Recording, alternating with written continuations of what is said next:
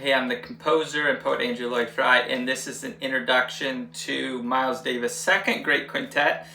So I have made a video on his first Great Quintet, if you want to watch that, but this is his second Great Quintet. So if we back up a little bit in the story, so Miles makes Kind of Blue, and at that point it's Coltrane, Bill Evans, Cannonball Adderley, Jimmy Cobb, Paul Chambers, and Bill Evans had actually already left the band. So Wynton Kelly was the piano, but he brought Bill Evans back for that album, which was a very good choice. And pretty soon after that, Coltrane left, Cannonball Adderley left, and he still had Jimmy Cobb and Paul Chambers. So it's kind of like the dream team has been disassembled, and Miles just made Kind of Blue, which is like, you know, super groundbreaking, one of the greatest jazz albums of all time. He completely loses his band, and from my perspective, it's like there's a long period, so Kind of Blue is 1959, where he wasn't really doing much. And it was like he had this like huge pioneering album statement, and then it wasn't followed up with like Kind of Blue Part 2, or hey, I'm taking that further, or hey, I'm gonna, you know, like keep, I don't know. And it's like after that, there's like a while where he's not really, there's these pretty big chunks where he's actually not doing studio albums, and he's just kind of doing the same thing he's already done with a less good band. So it's just like there's a lot of years of just like he's playing So What every night, and Bye Bye Blackbird, and All of You, and Walkin', and it's just it almost feels like he's going back in time, where it's like for a while it felt like he was the spearhead of what was happening. Now I would say I still like those albums, so we're talking like Live at the Black Hawk, still a good album. Let's see, and then what else is through there? Someday My Prince Will Come. Not a huge fan of that one. That's actually a studio album. Yeah, so yeah, it feels like something was lost. And I think the thing about Miles is he really thrived in like artistic connection with other people. So like his work with Gil Evans, certainly having Coltrane, I think was a huge stimulation. Him and Bill Evans really wrote Kind of Blue together. So I think without that like strong artistic sparks with other people, I feel like he was floundering a little bit. So fast forward to 1964. So this is 5 years of, I would say, less important things happening for Miles musically. And he starts to assemble a new band. So he gets Ron Carter, and at this point, Jackie McLean had discovered Tony Williams in Boston. And I don't know if Tony Williams is like 16, like something totally bonkers. And he had convinced Tony Williams' parents, like, hey, let Tony Williams come live with me in New York and be my drummer. So he did that. And Miles is looking for a drummer, and he goes, here's Jackie McLean, and he takes Philly Joe Jones with him because, you know, he's not his drummer anymore, but they're still friends. And like, hey, give me advice on finding a new drummer. And Philly is like, yeah, this kid's like amazing.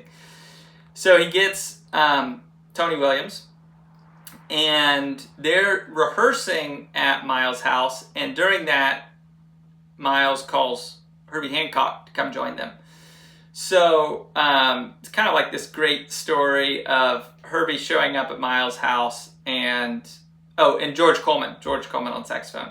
And they're rehearsing these new tunes, and Miles is there for like a couple minutes and then just like leaves and just walks out. And Ron Carter's kind of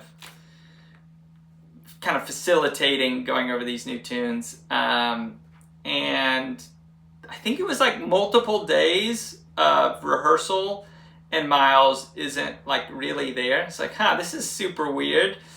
And later, Herbie Hancock finds out that Miles was like listening like intercom system, and he just wanted to see what people would sound like when he wasn't there. Like that would be a more accurate reflection. So the music that they were rehearsing turned into 7 Steps to Heaven. And that album, I think, is where things are starting to come back alive for Miles. And the tune Joshua is on that. I'm forgetting the other one. So it's kind of a weird album because half of that album is a separate band in California with Victor Fieldman on piano, and half of it is kind of the beginning of the Second Great Quintet. So it's like that minus Wayne Shorter. So I wouldn't say it's like an amazing album, but it feels like, okay, things are like the gears are starting to click and things are kind of like starting to happen again. So that band, I would say the high point for that particular band is they made a live album, My Funny Valentine and 4 and More, which those are a couple tunes off of 7 Steps to Heaven, and then, you know, a lot of the old Miles Davis classics, like All of You and So What, stuff like that, Walkin'. So Tony Williams did not like George Coleman's playing. I don't know how Miles felt about it, but I think there was kind of pressure on Miles to get rid of George Coleman. Maybe George Coleman felt that. Eventually he left, and Miles called Wayne Shorter. So this is where the group really, it's like, okay, that's the group. You got Wayne Shorter, Tony Williams, Ron Carter, Herbie Hancock, Miles Davis. So one of the greatest jazz ensembles of all time. The main other kind of like one that I would compare it to is the classic John Coltrane quartet. I'm going to say quintet. So a couple things that make this so great. So first off, you've got Wayne Shorter, who's like kind of an out of this world jazz composer. You know, I would say certainly for the 60s, like the jazz composer really of all time. His compositions are so unique, so harmonically interesting. What he's doing with the melodies he wrote, it's like there's so many interconnections between like the phrases, and it just makes it feel so right. So they have, you know, like the best jazz composer on their team. You got Herbie Hancock, which also composes really strongly. I wouldn't say is as strong as Wayne Shorter. His comping, especially on live albums, is just like I've never heard anyone ever do what he's doing, and it's so different and unique and sounds so good, and it just so transcends playing chords. You know, it's just he's adding melodic embellishment. He's doing all these sequences. It's very, very interesting. I think another piece about him is he you know, his background's classical music when he was a kid. That was kind of his training. And that adds this flavor and this touch. And I think Bill Evans has that too, that I think pairs really well with Miles' playing and kind of his style. And then Tony Williams was, I would say, reinventing the drums. And I mean, what he's doing is so fresh, and sometimes it's not even technical, though he was extremely technical. It's just like, wow, I've never heard anyone do this. And for me, a lot of the magic of his playing is just the ride cymbal. Just listening to the rhythm he's doing on the ride cymbal. Like, I feel like I could just listen to that by itself. So all those pieces together, it's kind of like unbelievable. So, and then Ron Carter, I would say, is a little bit of the grounding element. And so like, even when he solos, you know, he's not going a million notes a minute. He's not trying to do that. And he feels a little bit more like the nucleus, so everyone else can kind of go into outer space. Okay, so I'm going to pick up on talking about the albums after 7 Steps to Heaven, because this is where I think it starts to get really good. So the first album that they did is E.S.P. And this one, Wayne Shorter had not been in the group very long. There's only one Wayne Shorter tune, and a lot of it is actually written by Ron Carter, which that didn't happen with the other albums. So this one, kind of like 7 Steps to Heaven, I feel like things are starting to come into focus, but I don't feel like it's quite like clicked on this album. And it took me, I would say this one I like a lot less than the albums to come. Still a good album, but I think it was still, we're still kind of trying to figure out our like group voice, and I don't think that had quite happened yet. The other thing is this one's recorded in, I think it was in California, not in New York, and I don't feel as happy with the recording sound of it, particularly the piano. I just think doesn't sound very good. So that's too bad. I think Miles was having was upset at the producer in New York of Columbia, so he was kind of like staying away or something. Okay, so that's E.S.P. Okay, now this is where it gets crazy. Miles Smiles. This album, this is like, okay, they're doing it. They've like found their thing. So a lot of the tunes are written by Wayne Shorter. Orbits is super amazing. Just like it's just, I've never heard a piece like this before. That's the opening track. It started to get a little bit more avant-garde, and I feel like, like Ornette Coleman's coming around in like 59 around Kind of Blue, and it seems like Miles was kind of dismissive of that and not really into that, but the people he surrounded him with, Tony Williams, like Ornette Coleman's like his favorite musician, and certainly had an influence on Wayne Shorter and Herbie Hancock. So it's kind of like this slow seepage of acceptance of that, and this one gets a lot more avant-garde and free. Now, it's pretty different than free jazz. It's pretty different than what Ornette was doing, and even though there's parts that are out there, I feel like there's a groundedness to everything they did, and it feels like this like tension balance place of like free and like there's enough grounding there that I feel like is really effective. So a couple other notable things about this. There's a lot of this album where Herbie Hancock does not play anything with his left hand. So he would typically be doing chords with his left hand, and he's either comping, so like someone else is soloing and he's playing chords, or he's playing chords here and he's improvising. And not the whole album, but a lot of the album that's happening. And it just instantly gives this whole album a super different flavor, and it makes it feel very open. And then what you have left is you have the bass part and you have the soloist. So essentially you're having two-part counterpoint, which, I mean, that's what Ornette Coleman was doing. So it just, instantly changes the flavor and feels very open and very fresh. It also gives you more freedom to improvise because, you only have one note at a time that you're dealing with. And if it's the bass, those are so far away in range, even like practically, if you play something that's dissonant, it doesn't sound that dissonant when you're like 3 octaves away and the note is only like 2 seconds long. The other thing I wanted to mention on this is there's a version of Footprints. So Wayne Shorter tune.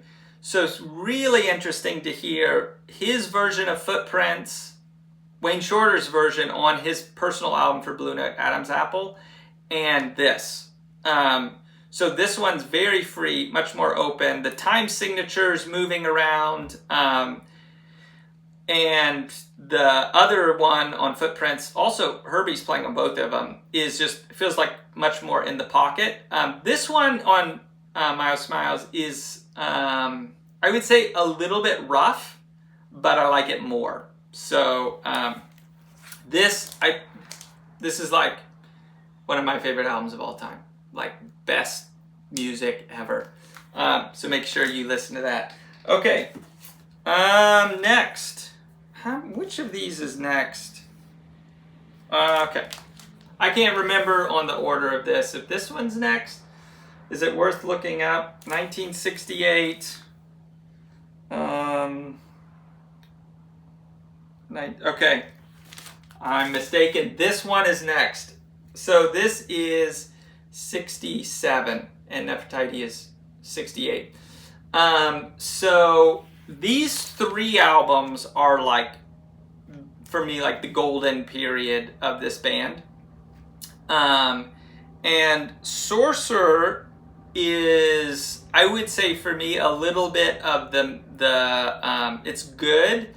I would say for me, the listening experience is a little more varied. And like Limbo, particularly, very free, very avant-garde, and it's one of those points where it feels like they lost a little bit of that balance or a little bit of that groundedness, where it just feels, I don't know. And again, that's personal preference. Mostly Wayne Shorter tunes. Let's see, anything else I want to say on that? Super weird. The last tune is like a jazz vocal tune that Miles had recorded like 4 years earlier. It feels like it has nothing to do with the music at all. So Nothing Like You. I don't know why that's on the album. Super weird. Not even the same band. It would have been better without that. Okay, so good, not as good. Okay, and then we get back to the sweet spot, Nefertiti. I go back and forth how much I like this one compared to Miles Smiles. So Nefertiti, Wayne Shorter tune is just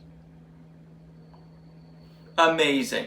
Just in this one specifically, the way the melody is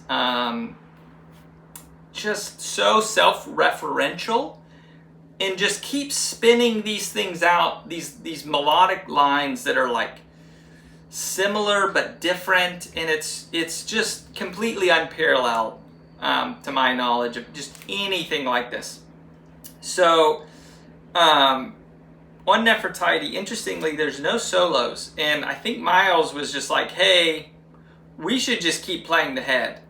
And they just keep doing it over and over, and the variation is in the rhythm section. So yeah, just kind of like how the rhythm that they're putting to it, and there's a little bit of a sense of like, as it goes, Wayne Shorter and Miles, it's like they're like playing the melody, but sometimes it's like not even like totally in unison. It's like, you know, Miles comes in, and then like 2 seconds later, Wayne Shorter comes in on that same note. It's like this weird kind of delay thing, which actually kind of reminds me of like Steve Reich phasing kind of stuff. And it just kind of feels like the pieces being like pulled apart in this really, really interesting way.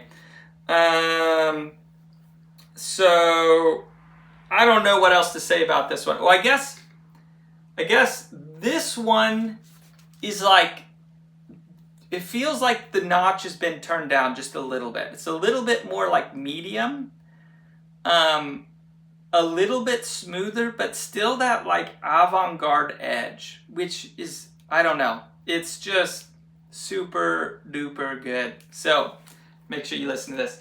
Now after this, it started to go into fusion and like electronic instruments, and Herbie started playing the keyboard, and then people started leaving, and it just kind of turned into something else. So the album after this is Miles in the Sky. A lot of people love that album, not my preference, and yeah, that one's a little bit of a hybrid. There's some stuff that's kind of more acoustic and some stuff that's more fusion. And then pretty quickly after that, it just kind of new band. Wayne Shorter stayed around, but everyone else left, and then he kind of went into like his fusion era. Okay, that is it for Miles Davis' Second Great Quintet.